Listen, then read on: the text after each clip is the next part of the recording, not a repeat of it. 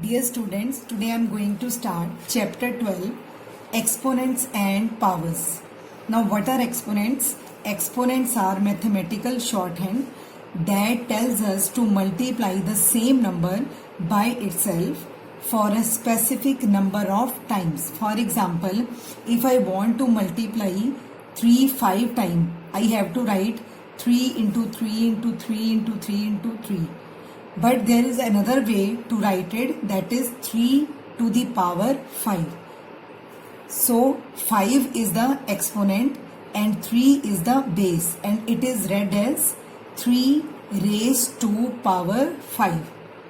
Another example, if I want to multiply 10 9 times, so I can express it in short form, that is 10 raised to power 9. Or I want to multiply 15 5 times, I can write 15 raised to power 5.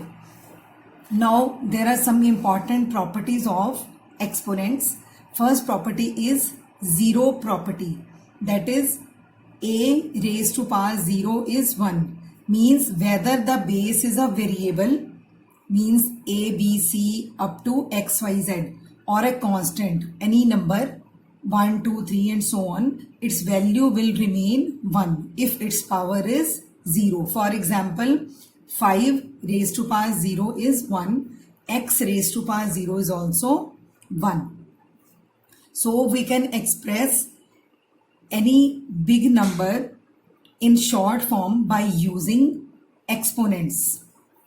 Now the second property of exponent is negative exponents. If in any case we are given the exponent, negative exponent, then we have to convert it into positive exponent. For example, if a has power minus m, so I will write it as 1 upon a raised to power m, or 1 upon a raised to power m can be written as a raised to power minus m, where m is a positive integer. So a minus m is the multiplicative inverse of a raised to power m. For example, 4 raised to power minus 2 is equal to 1 upon 4 raised to power 2, or 1 upon 3 raised to power 2 can be written as 3 raised to power minus 2. There are some important laws of exponents which we will use while solving the problems related to exponents. We will know about laws of exponents. Now, the very first law of exponent is a to the power m into a to the power n is equal to a to the power m plus n, because the base of both the term which are multiplied is same. So for example, I will give you an example how we will use it.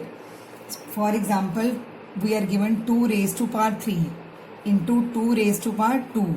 So we can write it in one term, 2 raised to power, the powers will be added, so it will become 2 raised to power 3 plus 2, which will become 2 raised to power 5. Now second law of exponent is a raised to power m divided by a raised to power n. Here also in both the terms we have same base. So now the powers will be subtracted. So we will write it as a raised to power m minus n. For example, 2 raised to power 5 divided by 2 raised to power 3. Now we will write it as 2 raised to power 5 minus 3, which is equal to 2. So it will become 2 raised to power 2. Now third law of exponent is a raised to power m to the power n. We are given two exponents, one is inside the bracket and one is outside the bracket. So both the exponents will be multiplied and it will be written as a raised to power m n. For example,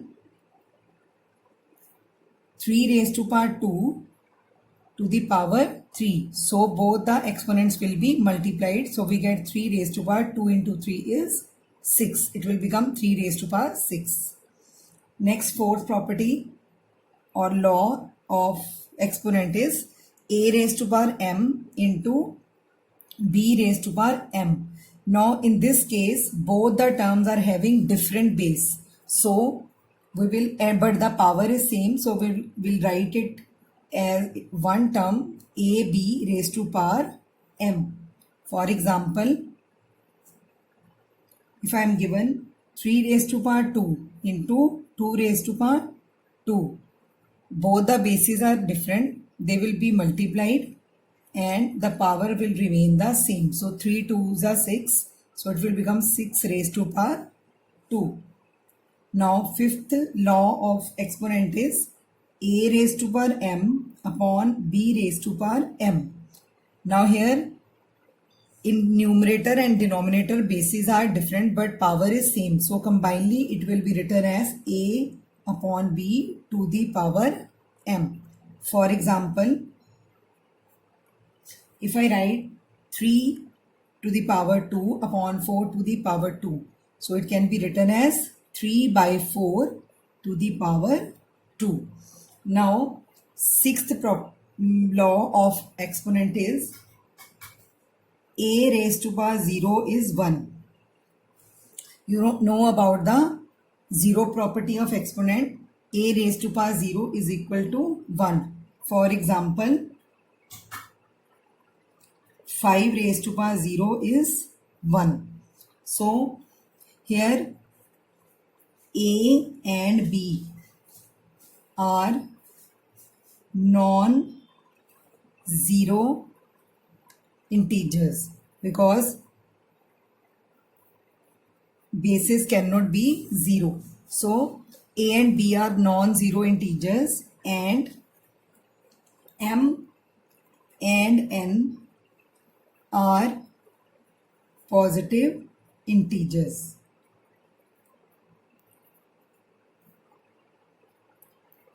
Now in next video I will start the exercise 12.1.